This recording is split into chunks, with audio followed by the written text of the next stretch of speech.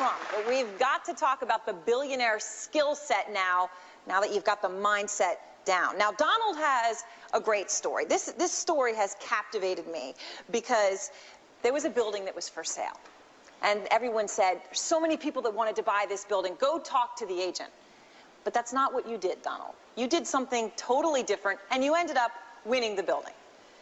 Well, I assume you're talking about 40 Wall Street, which is a great building in downtown Manhattan, 72 stories. Times were bad.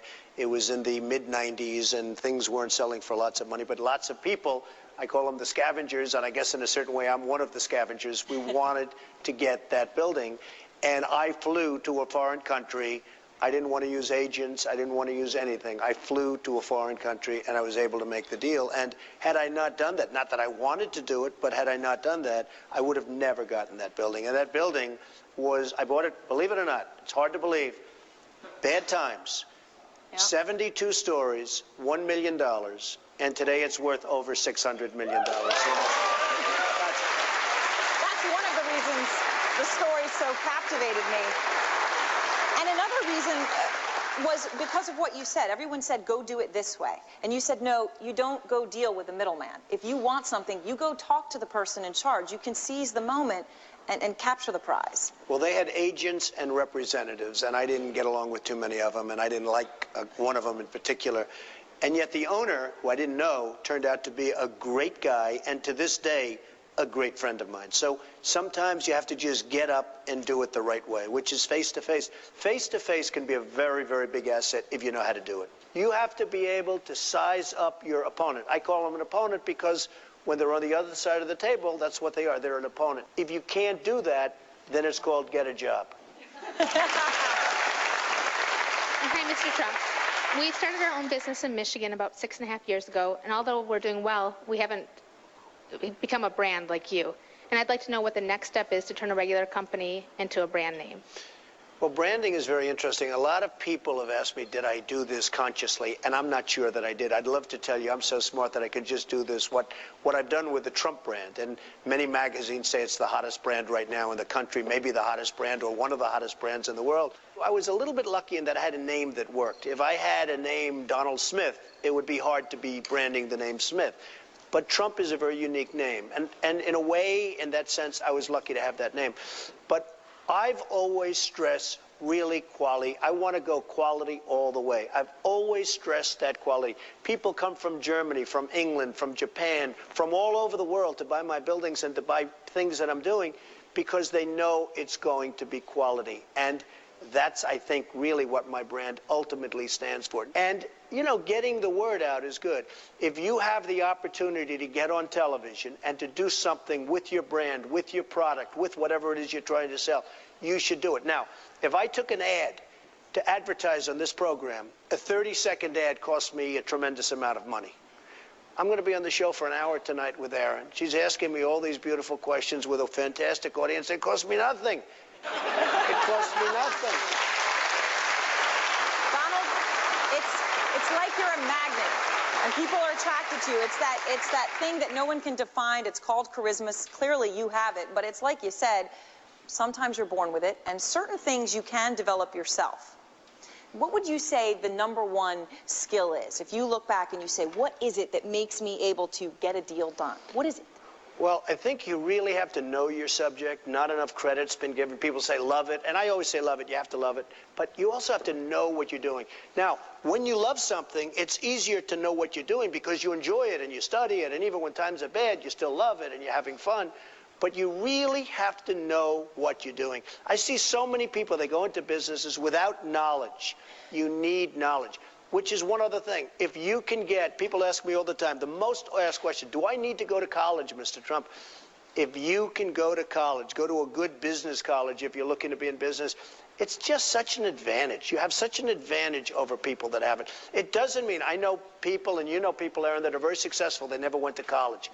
The fact is, it's a big advantage if you do. Absolutely.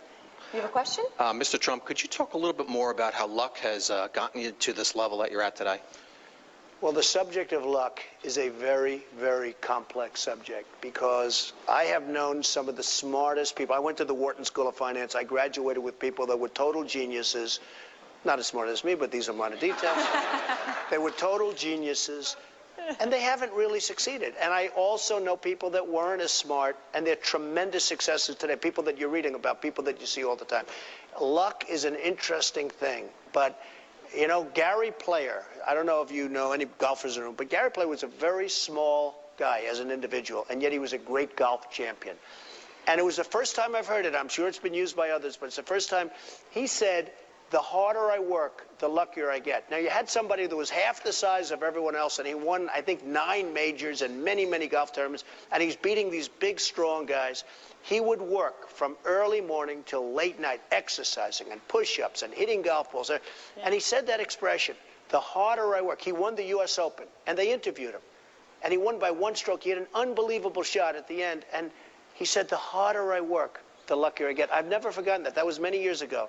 And it's true. The harder you work. I could give you so many anecdotes. I could give you so much on that. So many times where I worked hard, worked really hard, I ended up so-called getting lucky. Now, there is a thing called luck. Some people, for whatever reason, are luckier than others.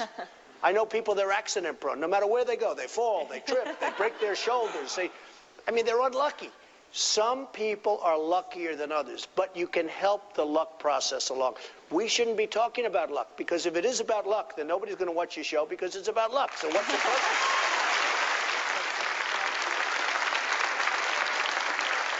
Our trip around the world continues. Let's take a question now from Melbourne, Australia.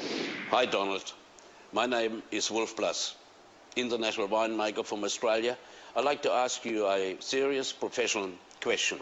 How do you keep your successful people motivated in order to achieve the things what you have achieved in your lifetime? Well, it's a great question. You have to keep people. Look, you can't have great success without having really good people around you. And you have to keep those people motivated. And I've always said it's not the dollar as much as it is your own personal intervention. You have to keep good people around you. Never trust them too much, because all of a sudden things will start to happen that you're not going to like. And you understand what I mean. You have to keep great people around you. You have to motivate them. You always have to be on top of them, and you have to be smarter than they are. I hear so many times, oh, I want my people to be smarter than I am. It's a lot of crap. You want to be smarter than your people if possible.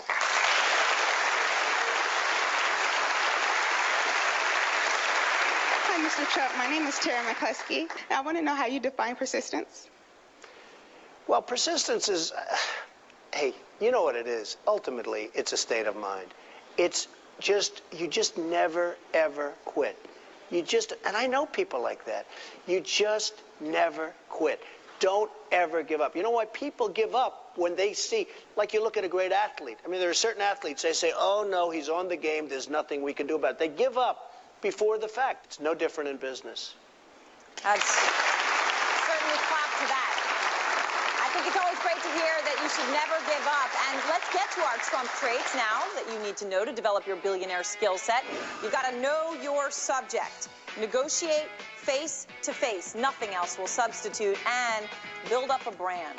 We'll be back in just a couple of moments. We've got so much more to come with Donald Trump and the billionaire himself. Next, get ready to make millions through real estate. This is now the time to go in. You can make great deals today that you couldn't have made a year ago, you couldn't have made 2 years ago.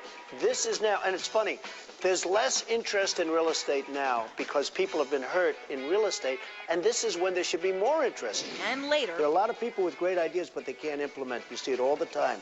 They're losers. They're not going to make it. You really have to be able to implement.